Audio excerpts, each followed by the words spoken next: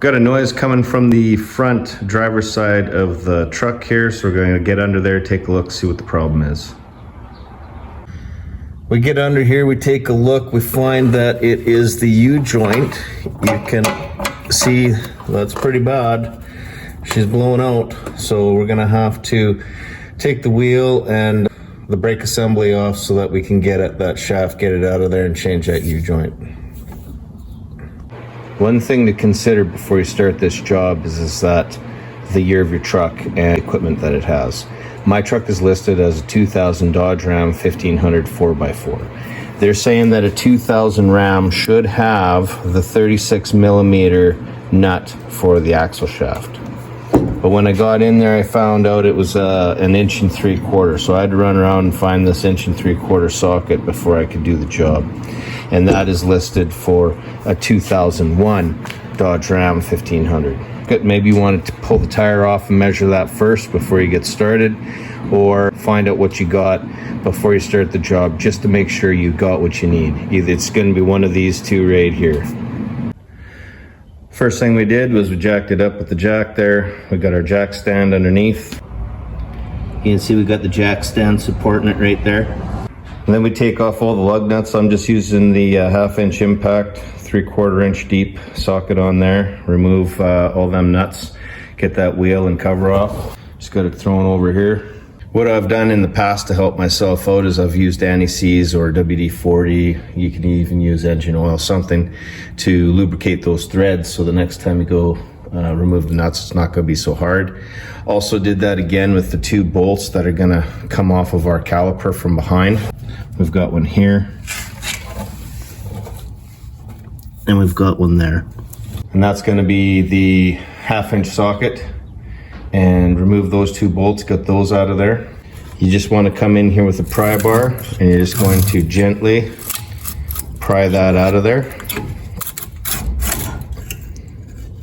And you can see where the brake pad is stuck inside there, but that'll easily come out. Once I've pulled that off of there, I want to put it on my stool here to support it. If you don't have a stool or a pail or something to set that on, you could put it on this arm here. And you can see here, this is where the hose isn't getting kink twisted or damaged while you're working on it. And it should be enough to hold itself and support itself there. So now that we got that off, we just take these brake pads out. Just looking at the pads, and they actually look pretty good. We don't see any real deep grooves or abnormal wear in there. And the rotor as well looks pretty good.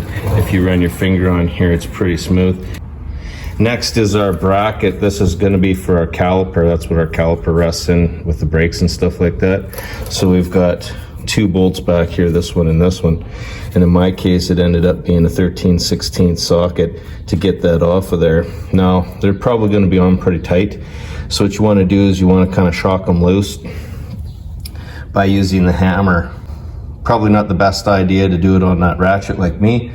You probably want to use a combination wrench, but you want to shock it loose by striking it with the hammer just to get it loose, and then you should be able to get it off pretty good by then. Once we got that bracket off of there, now we can just simply pull the rotor right off. It'll just come off of there, and now we're left with our axle here.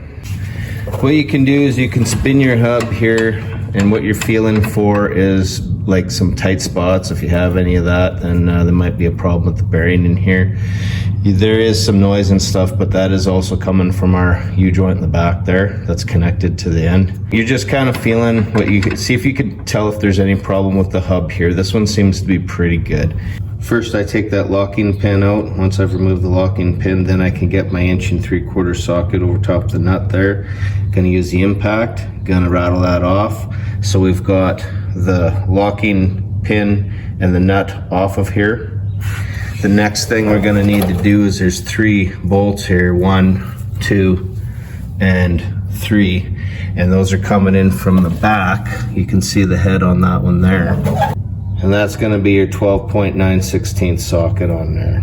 There it is, 9/16, 12 point. Use a hammer and you're gonna shock that loose. Once you get it shocked loose, you could do a couple different things. You can have the socket over top of the end of the bolt there to protect that, and then you can strike that. You'll have it loose, but you'll have it still engaged in here by quite a few threads. And then what you're going to do is you're going to give that a smack, and the socket's going to protect the head of the bolt so you don't damage that. So you can hit this, but you're likely going to have to turn the steering wheel in order to be able to get the hammer blows on it. And that's just enough to open this up. Once you get that opened up, you can get in there with your pry bar, and then you can start working at those 3 spots and working that off of there. Other people, what they'll do is they'll use a soft hammer or equivalent, and you know, maybe a block of wood and a hammer, just to kind of protect this, and so you're not shocking the bearing in this hub too much when you're hitting it to get it out of there. So that's the idea behind that. You just want to get it to come out of the recess in there, and then once you've got it loose, then it should be able to come out fairly easily. The good news for us is that the hub, once we started to get that out, what I did was I just kind of dropped it down that way, and then the hub practically kind of fell off. I just caught it as it came out. So that's good news, because that wasn't seized on there in any way. So the hub came off easy, the washer and this splash shield here, that's all good news. Now that the hub is off there, I spin it around again, and again it does seem fine. There's no issues with that. If you did feel like a tight spot in there, recommendation would probably be to change the hub as well. Now that we have that off of there, we're just left with our shaft here, and this should just pull right out. And there it is, removed out of the vehicle, and now we got to go to the shop and we have to change that U-joint. In an effort to quicken up the job here, the U-joint is damaged and no good anyway. What I'm going to do is I'm going to use the zippy disc here to cut it, and I'm going to set it in the vise like this so I can get in here with the zippy disc without contacting any of this stuff, and that'll give me the most to hopefully be able to cut through that. I've already cut through on that side by doing the same thing. I positioned it in the vise the same way so that I could cut through. So you just want to rest that way to give yourself as much working room as possible. Here it is removed there. I did not cut all the way through because I didn't want that falling while I was operating the zippy disc and causing the situation. So I cut it almost to the bottom, and then I just pretty much pried it out. If we take a look here, we shouldn't have too much marked up, maybe a little scuff there. None here, we're looking pretty good. That's not really anything there. So we didn't damage the yoke in any way. We cut that out of there quick and easy, and now we can remove these stubs out of this piece. Since it worked good for one side, might as well do it to the other side. Save yourself some time. Why struggle trying to press that out when it's all rusted and corroded and seized in there, right? So again, we just used the zippy disc. We cut out the other remainder there. Here it is. We just set it up in the vise, and now that the other shaft is gone, you got lots of working room to get in there and cut that out completely. We just used the hammer and the drift, and we worked that out of there. There's all the pieces there. It came out, and now what we want to do is, once we get all these both sides cleaned out, we're going to clean those bores out, and we're going to lubricate them, and then hopefully we can use the bench press here to press in our new U-joint. We've cleaned up these axle shafts, and then we give them some paint just to clean them up, keep them clean, get them look good. And when we're doing that, we're going to tape off all of our surfaces here for their splines and the bearing surfaces. And we did that on both of them before we painted everything. And now we're ready to put our new U-joint in. This is the part that I'm using. So when we're putting this together, we're going to put this in. We'll take the 2 caps off. We'll kind of set that into the 2 holes, and then we start our caps on either side. Line everything up, and then we put it in the vise, and we slowly tighten it all up.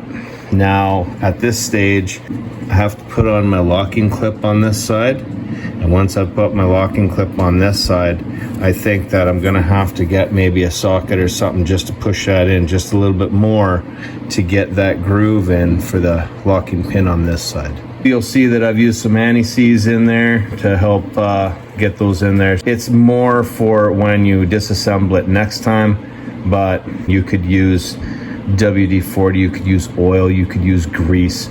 you could use something to lubricate that when you're installing it together. These clips here are going to hold it into place once it's in there, so it's not going to compromise anything by using some sort of lubricant.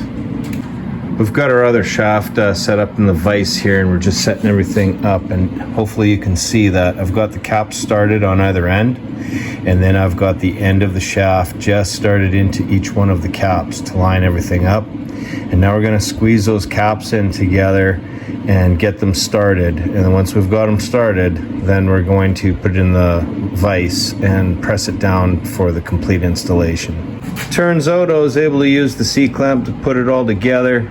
The only thing was I had to use this snipe here on the handle, give myself a little more leverage for the last little bit, and then we got that in there.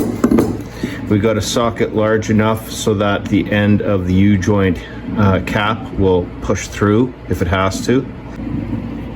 We've got our clip in there, and we've got our clip in there. So this U-joint that I got here it's a greasable one.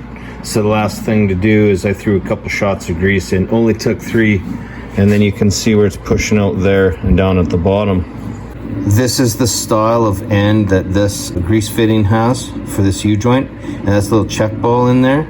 So with that, you're going to use a needle style end, and that's how you're going to grease this one. The reason these U-joints are greased on the end here is for access, so you can actually grease them, because once this is installed, there's no way you're going to get anything in here. And giving clearance issues and stuff like that, it may be, either you have it like this or there's a cap, and then you take the cap out and then you would put your button on. But I'm assuming that might stick out too far. So that's why we have this one here. At any rate, it's greasable. I like to have greasable U-joints. Then at least that way you got a hope and a prayer of being able to grease them and make them last longer. If they're non-greasable, well, they just last until they go, and that's all there is to it, right? Okay, we're getting ready to put that axle back in, and what we've done is we've cleaned that bore out with the wire brush, cleaned that all up, and then we'll end up cleaning the outside diameter there, and we'll put some anti-seize on when we reinstall it. What I've come up with to help installation is just this little, it's a piece of like Teflon block. Got a hole drilled in it, got a string tied to it, and this is going to rest in the bottom of the axle tube. So when we put the axle in there and it engages past the seal, hopefully it doesn't damage the seal and it installs pretty good. So you'll see the axle bore there. I'm just gonna put it in there, and when I rest the axle on top of this and slide it in, hopefully that'll help us out. There's an edge on the end of the axle shaft there. So if I was to do this again, I would cut that down a little shorter, because all it really is giving you kind of a fulcrum to angle up the end of the axle as you're guiding it in. It ended up working pretty good, but because that was so long, I had to just barely get it engaged and then remove that before this lip in here got in there. It's in, it looks like it's in all the way that it wants to go. And what we've got going on here is we've lubricated everything with some anti-seize, and we'll put that hub on. We've got that hub installed. We don't want to forget to put on our splash shield the right way. And we've got these 3 bolts here that are holding that hub on from behind with that 12.9/16. The threaded portion are a 1/2 inch fine thread, and so that should be about 85 foot-pounds, I think, if you want to torque those up. And you probably will want to torque them up. That's not something you want to leave by hand tight. We put our washer, our nut, and our locking pin in here. I'm just going to rattle that on with the impact. It only goes on so far, and then you just want to line up that pin and lock it in place right here. The back portion of this axle is seating up against the hub. And then this nut and this pin here is what's kind of locking it in place.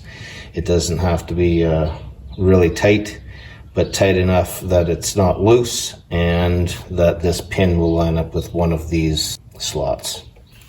We got everything put back together here, and that bracket that goes on there for the caliper. The 2 bolts for that, I think the head, it was a tight fit for a 13/16, so you might do better with a metric. socket, but I was able to make a 13/16 work on that. And I do believe that that's going to be a 9/16 fastener. So when you're torquing that up, that's going to be in around 110 foot-pounds for those 2 bolts to bolt that on. The caliper itself for these 2 bolts here, which is a 1/2-inch socket, I just do those 2 hand tight. Make sure that your hose isn't kinked or twisted when you put your final assembly on there. And pretty much everything's done. The only thing left to do is throw the wheel back on. This is what I was talking about before for clearance. If you were to have a grease nipple in there, you don't have a whole lot of room in here for this spinning around. You can see the clearance. And then I don't know what else, like maybe up in here when it's going around. That might be another tighter spot in there too as well. Anyway, something to take note of if you're going to use U-joints that have grease nipples on them.